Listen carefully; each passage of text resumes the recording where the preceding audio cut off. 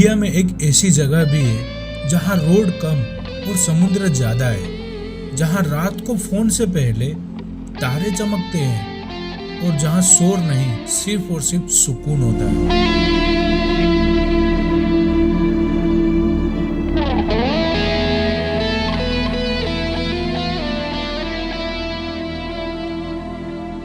यहाँ लोग traffic jam से परेशान नहीं होते क्योंकि यहाँ ट्रैफिक ही नहीं है। गूगल मैप भी यहाँ कभी कभी कंफ्यूज हो जाता है क्योंकि हर डायरेक्शन में बस पानी ही नजर आता है। तो चलिए चलते हैं लक्षद्वीप।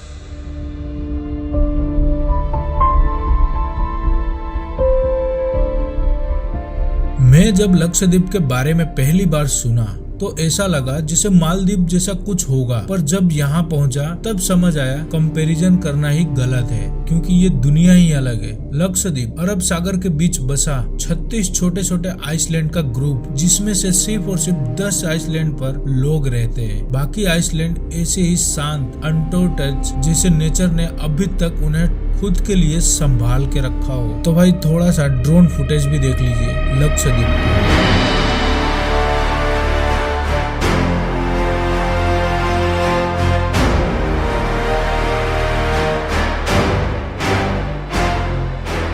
लक्षद्वीप का नाम आया लाख प्लस द्वीप से, यानी 1 लाख आइसलैंड। हालांकि असल में आइसलैंड कम है पर कहानी बड़ी गहरी है। फिर ये आइसलैंड केरला के रूल्स के अंदर आ गया, इसीलिए आज भी यहाँ लैंग्वेज, फूड और कल्चर में केरला का स्ट्रॉन्ग दिखता है। यहाँ के लोग जिंदगी को जल्दी में नहीं जीते क्योंकि यहाँ वक्त धीरे धीरे चलता है। लक्षद्वीप में एक कमाल की बात है, सुबह उठते ही समुद्र की आवाज सुनाई देती है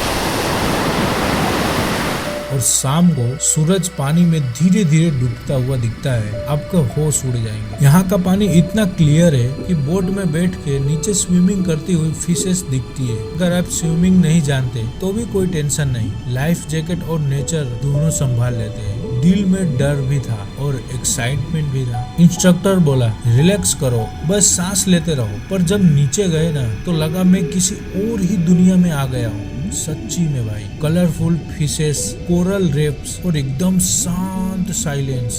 ऊपर जाके पता चला मैं नीचे जाके एक्साइटमेंट में कि मेरे की ओर देखा ही नहीं। और भाई इतना डर लग रहा था नीचे कि पूछो ही मत। ऐसा लग रहा था जैसे कि मैं एकदम अलग दुनिया में हूँ, सच्ची में। और यहाँ की फिशेस मतलब भाई साहब, अब खुद देख लीजिए नजरिया।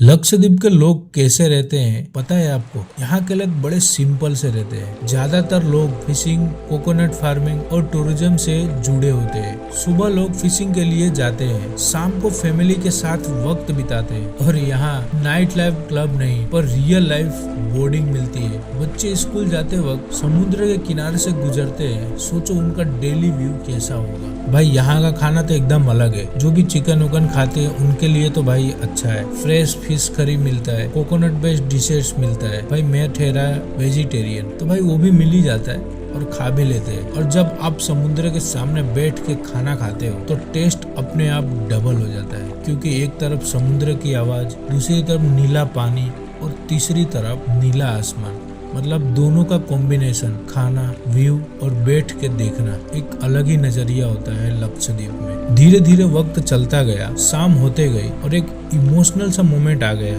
शाम के वक्त जब मैं बीच पर अकेले बैठा था तो लगा जैसे समुद्र कुछ कह रहा हो। ना कोई नोटिफिकेशन, ना कोई डेडलाइन, ना कोई प्रेशर, बस मैं और नेचर। उस पल समझ आया कि शायद हम लोग शहरों में रह के सब कुछ पा सकते हैं लेकिन सबसे इम्पोर्टेंट चीज नहीं मिलती, वो है सुकून।